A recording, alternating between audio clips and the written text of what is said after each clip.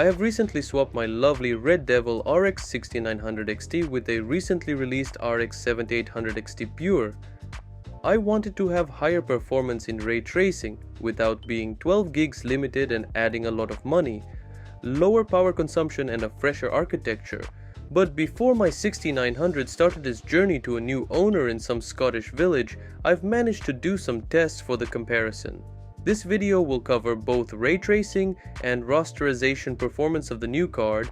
Is 7800 XT a great replacement for a good old 6900 XT, or is it better to find the old card somewhere on eBay for roughly the same price? Let's find out. Hello and welcome back to Hardware Lab.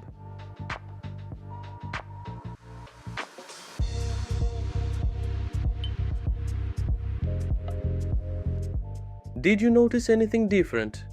If you didn't, it's good, because this video was fully voiceovered by the 11 Labs AI. We're not going to do that stuff on a regular basis, it's just interesting to test how naturally the AI voiceover can sound. Fun thing is that it can even create Iceberg's voice, despite he doesn't even know we are doing these tests.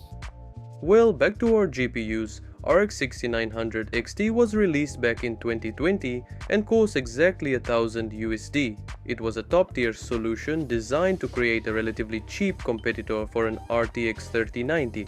It ended up a pretty successful card. As you would expect from the top-tier product, 6900 XT is really power-hungry, and none of the versions can be quiet when overclocked. Yes, even the massive Red Devil one. It has 80 RDNA 2 CUs, 128 ROPS, 320 TMUs, and 16 gigs of GDDR6 on the 256-bit bus with 128 megabytes of L3. New 6900 XT alternative, 7800 XT, is based on a much less stuffed chip in comparison. Instead of 80 CUs, 7800 XT has only 60, with 96 ROPS, 240 TMUs and the same 16 gigs buffer, but with higher bandwidth and just 64 megabytes of L3. Sounds like a massive downgrade from a specification point of view, but the new CUs are built on the newer version of RDNA 3. The cache size is, yes, cut it by half, but it is also over 60% faster, and the RT cores are marked as a second generation. The power consumption and the noise level as a result of it is another significant benefit of the 7800 XT. It can easily be used with manual top-tier overclocking without the feeling that M25 has just teleported inside your room, unlike 6900 XT. All the tests were done on my main build with the Ryzen 9 3900X with 16GB of DDR4 3600 CL14. All the games were tested in 4K output resolution with application of reconstruction if necessary, and both GPUs were in the standard driver overclocked mod. One last minor thing to mention. 7800 XT for some reason loses a bit more performance when recording with Radeon Relive. As usual, all the final statistics is captured during the separate run from recording, so this difference isn't affecting the data on the graphs.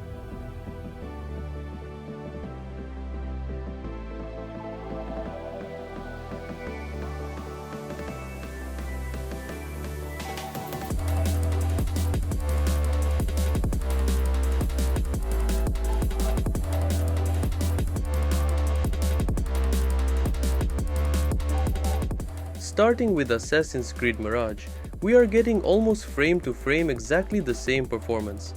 7800 XT has some small weird drops occasionally, and it affects the statistics of minimum frames, but otherwise you wouldn't notice a GPU swap here.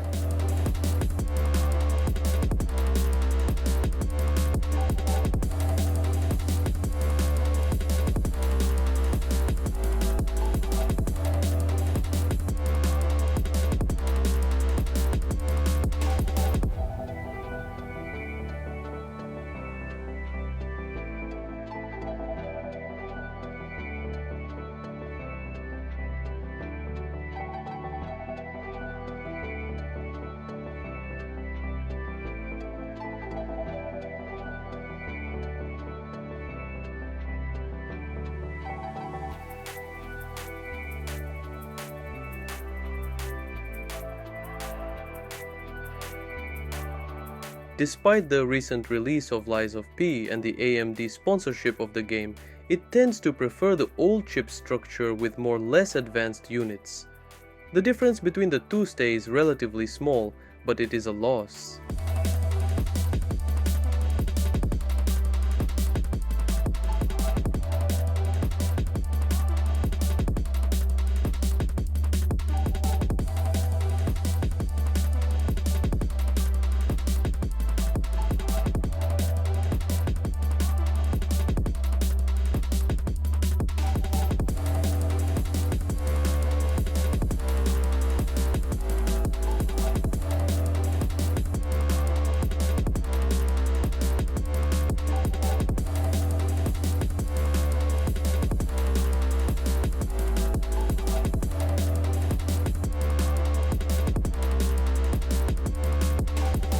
Despite what you see on the screen, without recording 7800 XT tends to be faster in Starfield, but with a margin of error, so no real advantages or disadvantages here aside from power efficiency.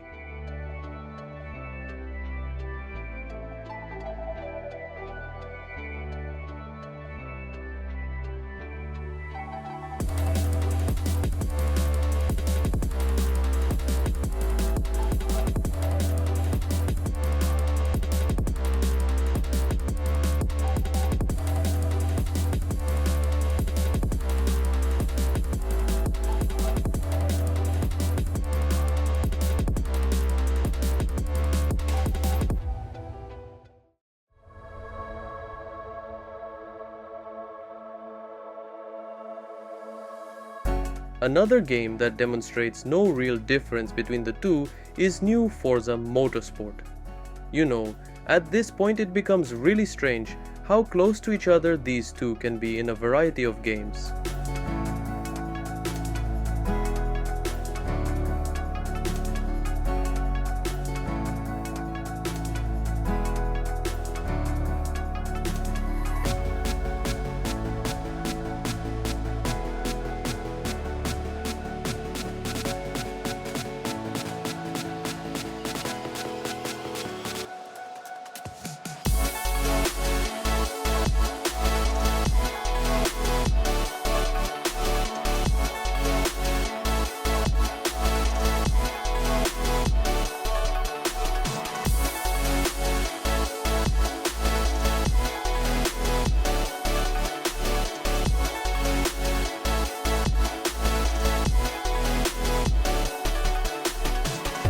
Cyberpunk, unlike previous game, shows something interesting.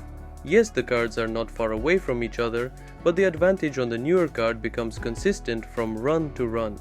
Still, the averages are almost the same, but the better minimum on 7800 side is not an accident.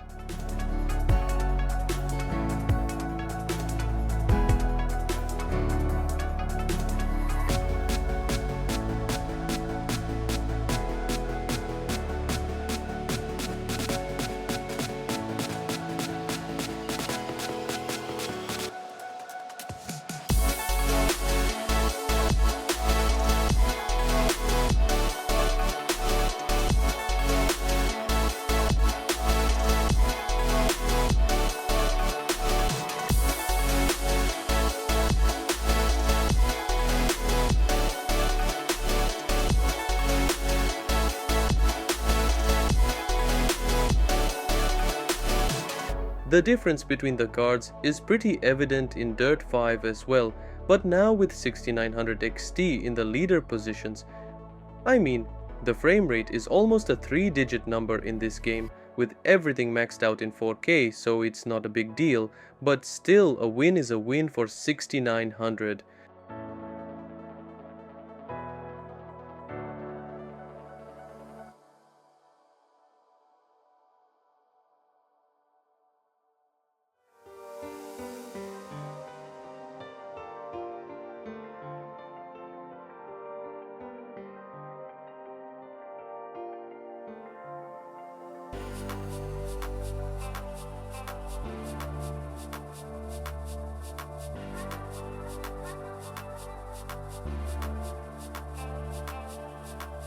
On the other hand, Watch Dogs Legion runs slightly better on the newer card, and this advantage is pretty consistent despite being really small.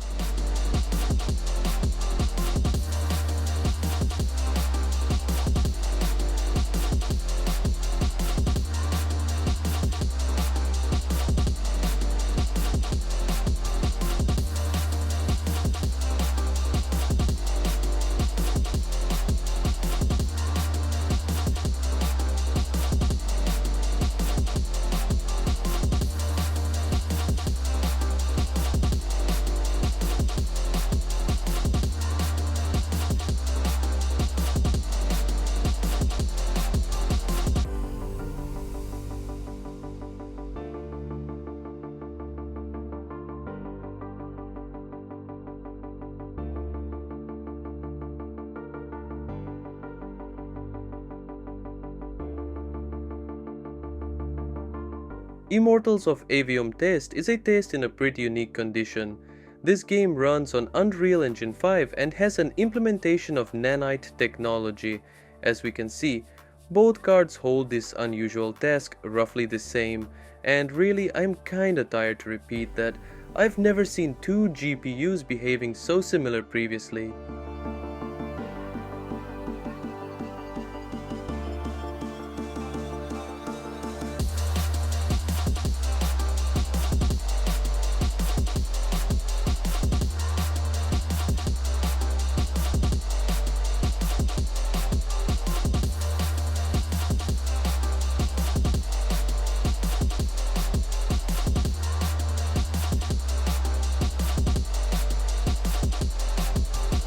The last test in Rasterization segment shows a disadvantage on a 7800 side, and it is not that small considering the minimums. Don't forget this benchmark is more demanding than the game itself, and it represents the absolutely worst case scenario. So in gameplay, 7800 XT doesn't really drop under 30, but it is still a really disappointing result.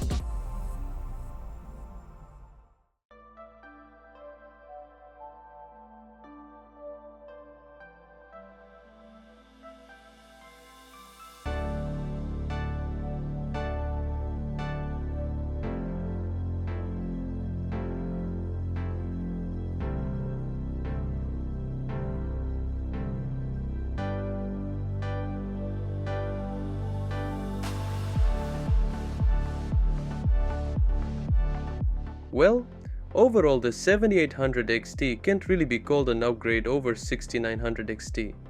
At least in terms of performance results we've measured so far. Of course it has a massive energy efficiency advantage and the room for manual overclocking to fill the gap in the games where it loses by default. The sad thing is that there's no actual trend of newer games developed with RDNA 3 in mind preferring 7800 XT. Do you think it's going to be different in ray tracing? Like, it is obvious that the new RT cores are faster, but remember, 7800 has only 60 of those compared to 6900's 80. So the question is, are these new RT cores fast enough for 60 of them to be able to overperform the last gen's 80?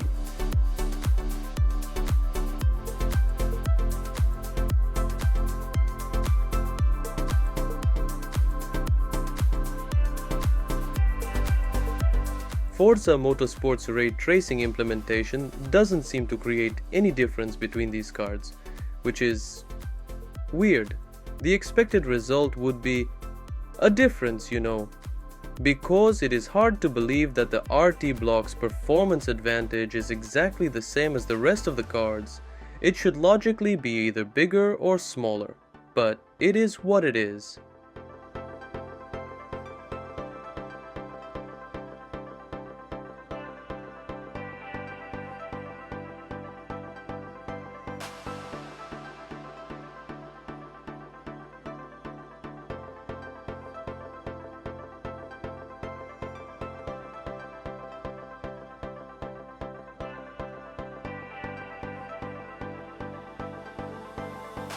In Cyberpunk, ray tracing puts the cards even closer to each other than they were. Again, weird. Maybe that can be the effect of the lower render resolution used for RT tests than for the rasterized one.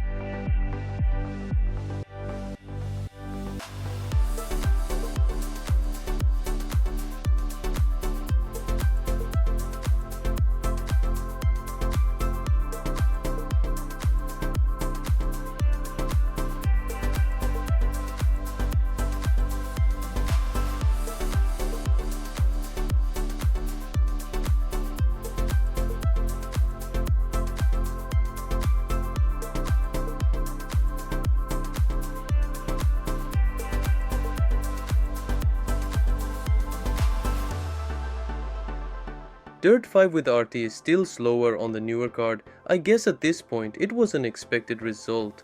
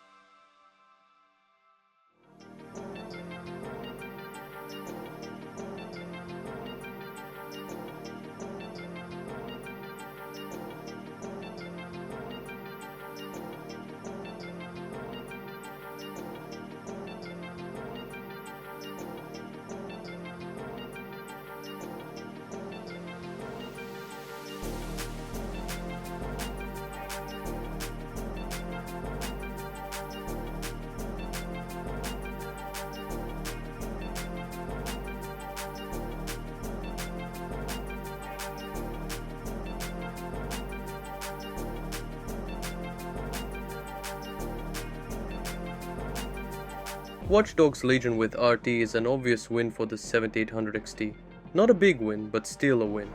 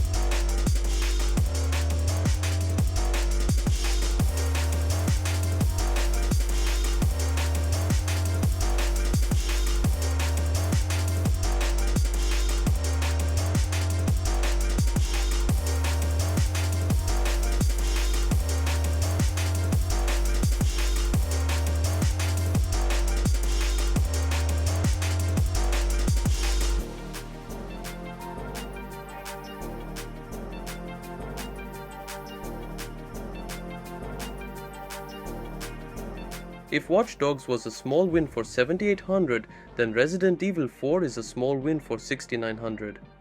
I think it is safe to say now that ray tracing is overall no panacea for RDNA 3.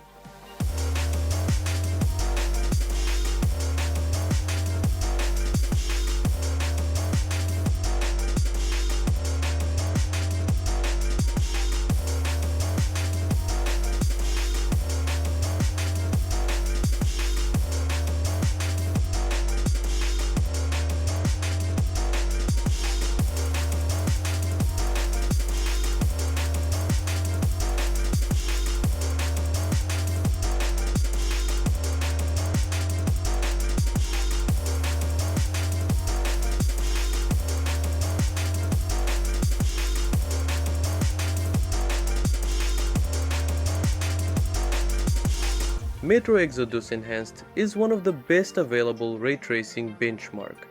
The game's lightning system is fully based around RT, and it doesn't even allow you to switch it off. Probably, it's not an accident that 7800 wins in this particular game, while loses in the games with less fundamental RT implementations like Resident Evil and Dirt 5. That's an interesting observation, but still without practical use, if you don't consider 1 FPS difference major.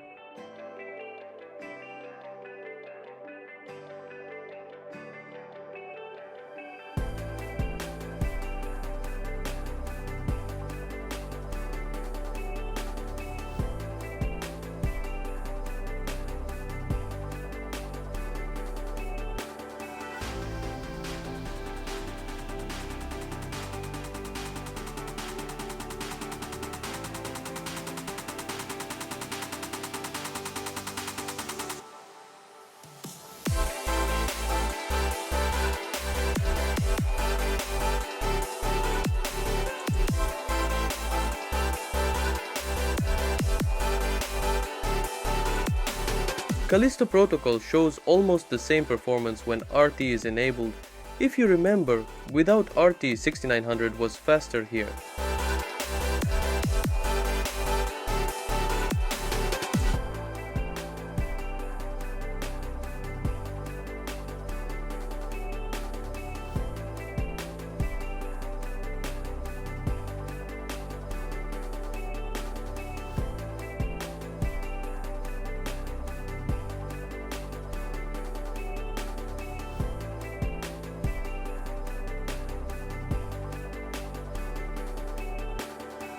I have stopped counting the times I said or technically typed the words almost the same in this video, but yeah, performance of these cards in Returnal is almost the same.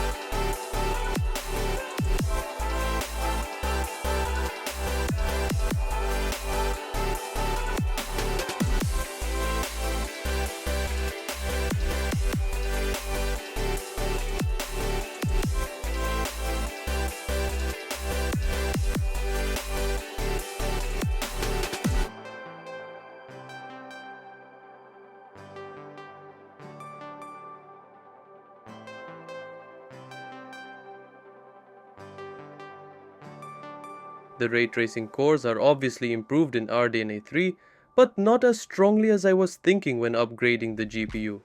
So do I regret this swap? Not really. 7800 XT consumes less power, supports AV1 encoding and have a few other quality of life improvements, but yeah, I was hoping for more. Another good discussion point is that should we consider these cards as having the same relative performance? I guess you remember our point that the relative performance graphs and statements make no sense in general. This is because the GPUs, especially the ones with different architectures under the hood, react differently to different tasks. Well, I think the point is still valid despite we found two that are, generally speaking, pretty close.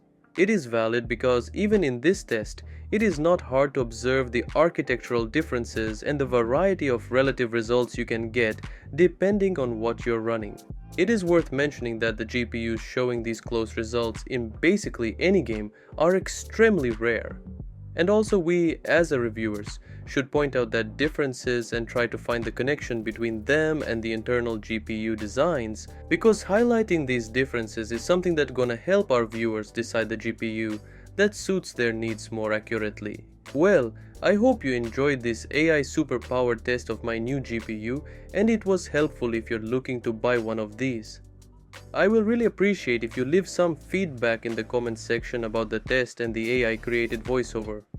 Also consider sharing the video with someone potentially interested in the discussed topic and, as usual, stay up to date with HL.